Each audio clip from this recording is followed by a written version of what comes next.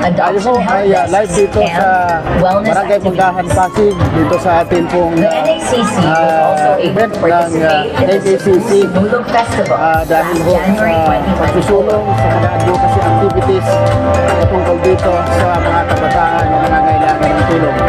Nais po natin suportahan dahil po marami pa rin mga kabataan ang nangangailangan ng tulong at marami pa rin po mga pamilya na hindi po aware dito sa mga proseso na mga pag-aampun. And the Panagbenga Festival. Marami po mga events, mga activities na nangyayari po ngayon at atin po itong sinusuportahan dito sa atin pong Pasig.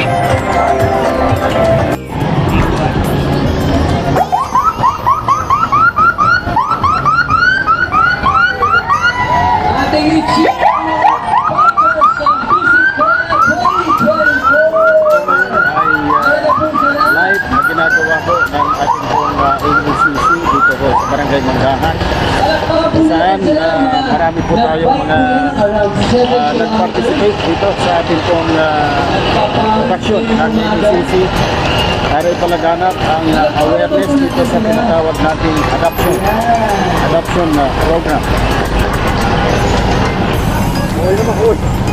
So, ito po yung maganda dito kasi iba-iba nagpa-participate po sila. Ayan po, mga bikers, mga volunteers.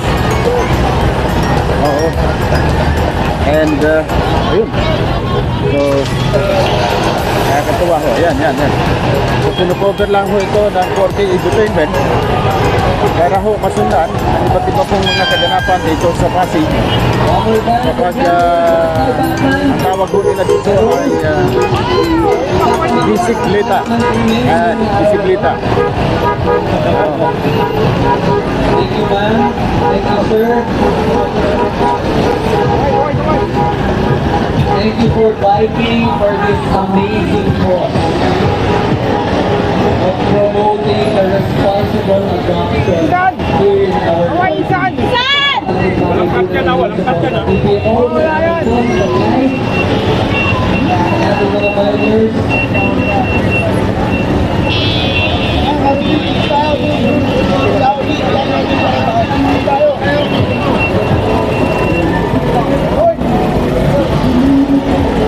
So para sa kaalaman ng ating mga participants ng simula yung dito sila sa Barangay Manggahan, kumakan sa Legazpi Street. Congratulations sa NACC sa pagkakaroon ng LG. Chill lang ito para sa amin, sir. Masaya, napakada. At saka yung mga bata, yun, nakakaling sila kasi sumama sila ngayon, marami kami nakitang bata. Ayun po ay nasa grupo namin. West Grammy Bikers po kami, under ng 513 po kami. Ilan po kayong Kung West Grammy lang po, 8 kami. Tapos yung mga kagrupo ko, malaking yung grupo ng Firefly eh. Hindi po, masaya po. Lagi po kami sumasama sa at nag-support sa adoption po. Support natin. May mga superheroes. Yes, may mga nakapang GRO umagang-umaga. Enjoy! Sobrang enjoy! Taga-rescue kami! Welcome you. Tatawagin na po natin ang pinuno ng Barangay Manggahan. 5 kami, 5. Ladies and gentlemen, Opo. palakpakan naman po ng isang mainit. Napagod kami sa Palakpakan ng kapitan nyo, si Kapitan Nakaka-enjoy lang. Crew sa DSWD, EPFO, Pasig City Government, at syempre sa mga Zumba ladies ho natin sa Barangay Manggahan. Natutuwa naman ho tayo na every Sunday ho ay buhay na buhay ho ang ating mga kababaihan dito sa Cornless Sunday ng Barangay Manggahan. Mamaya ho ay aawardan ho natin ang mga super Zumba heroes natin ngayon. Mukhang may mga nakikita na ho kaming mga mananalo. So yung mga naka-costume po, pwede ho umpisa ho tayo dito. Dito ho tayo sa unahan. At syempre ho kasama rin ho natin Head po yan ng EPMO natin. Isa po ito napakagandang opportunity para mapalagana po ang legal adoption at ang advocacy na to ay nagpo-promote talaga na every child matters and that every child deserves a permanent and a loving family. So I hope everyone supports domestic adoption and legal adoption. Thank you very much po. Sir, bakit po kayo naka-uniforme ng ganyan? Yeah, sir. Para ipahayag ang aking suporta sa legal adoption, master. Kaya Superhero Man ay sumusuporta sa NACC. Kayo po ay nag-bike din? Yes, master. Nag-bike po ako. Galing pa po ako ng bayan ng mga Makakata sa bayan ng Balagtas, Bulacan. Wow! Lumayo ng Pasig para sumuporta. So, mga ilan po kayo na pumunta rito? Meron po akong kasama yun, yung mag-asawa. Galing naman ng Valenzuela. Okay, okay. So, ito po ay panata nyo na o talagang regular nyo na ginagawa? First time ko po ito noong last year, hindi po ako nakasama. Meron na po akong kaibigan na nag-imbita sa akin. Yan po. Alright, okay. Maraming salamat po at suportahan po natin ang legal adoption. So maraming Kapitan Queen na dati ko pong kasamahan sa National Movement of Young Legislators. Salamat sa inyo pong pagsuporta sa National Authority for Childcare. And this year po, ang goal po natin ay mas hikayatin ang mga kababayan natin na mag-ampon at mag-foster. Dahil through the adoption and alternative childcare week celebration, we are able to raise public awareness for the children in need of loving homes and proper care. So kaya naman po kami ay natutuwa at consistent po ang inyong suporta. Parami po ng parami ang sumasali sa aming pong bisikleta at ngayon po ay napakadami pong sumali buong bansa. At mula po Luzon, Visayas at Mindanao, and gaya po ng sinabi ko, kaisa na po namin kayo sa aming advokasya. And kayo po ang magbibigay ng pag-asa sa mga batang Pilipino dahil sa patuloy po ninyong suporta at pagsusumikap. At of course, ang NACC po ay patuloy na gagawa ng mga programa para po sa mga kabataang Pilipino. So sa lahat ng kasama po namin ngayong araw, nihikayat ko po kayo na makiisa sa kampanya at advokasya ng NACC in relation to adoption and alternative childcare. So let's extend our hands, our hearts, and our voices in advocating for the rights and welfare of those abandoned, neglected, surrendered, dependent, orphaned, abused, and exploited Filipino children. Kaya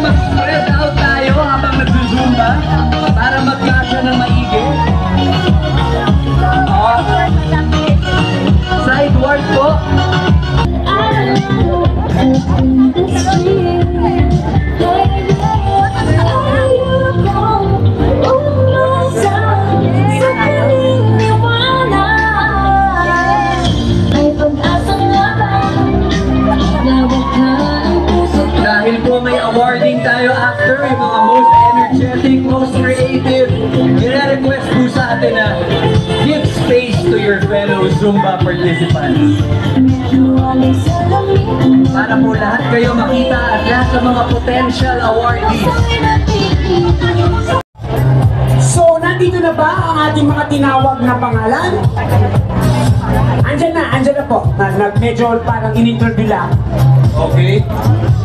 Okay, so we'd like to call on again the division chiefs. Andito na po ba kayo? Miss Imelda, Rhonda, Miss Gina Escalante, and Miss Cessna Macula. And also, of course, Asek Makalintal. Sino po ba? Asek Makalintal? Ito na ba? Dito na pala. Ganda naman ang skin nyo. Radiant kahit mainit. Okay. To our NACC staff, kindly guide our recipients of the medals. Sa ating bisikleta ngayong taon na 2024 at siya muna natin award at palakpakan naman natin as we now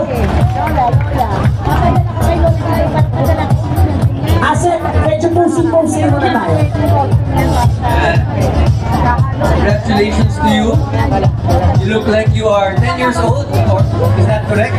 9 years old. At ito na at ito na partner ng ating mga young ones na nagbibisikleta din. Mga anak daw po ni Asek Makalintal. Ito na, pagkatapos lang mga kabataan, nandito naman tayo sa mga nakasurvive sa buhay nila. Diba? And congratulations once again. Ako tayo, congratulations sa inyo. Excited sa photo si tatay. Talaga naman ang pagkakaakbay niya kay Haset. Congratulations! Maraming salamat po. Nandito na po ang mga matagal nang graduate. Sige po. Picture po tayo. Kasi malay nyo mga ilang pictures na. Already for child care. Lalo na yung mga naka-cycling shorts talagang nasa manggahan tayo talaga. Hindi limited ang pagbibisikleta sa pagsusum. Yes. Mahilig sa ahok na dito. Alam mo, kung bukod sa mga talent siguro nila, at least may mga iba silang pinagkakaabalahan na very productive kasi nagiging productive dahil syempre nagiging healthy sila, di ba? Nagiging mas maganda ang outlook nila sa buhay sa pamamagitan ng pagbibisikleta. At ito event na to simultaneous sa iba't ibang ahit. Tama. Iba't ang kanilang programa sa mas responsableng pag-a-adapt sa mga kabataan ng Morning. Totoo yan. So ito na tayo. Pupunta na tayo sa ating susunod na batch. Ito naman yung mga nasa middle age, di ba? Middle age? Mga, ayan, may mga kasama rin tayong And up. yes. Mga Sana sa Barangay Manggahan ulit, no? Ang Bisikleta 2024, 2025. may posibilidad naman kami. Alam, may mga guwapo. Sabi niyo, pero may mga pangit din. Hindi ko sure, narinig ko lang yun. Bali ng pangit basta may medal. Yes. And na natapos ang Bisikleta 2024, 7 kilometers ang kanilang Maraming salamat po ulit. Hindi kami magsasawang magpasalamat sa suportang inyong binigay para sa National Authority Child Care.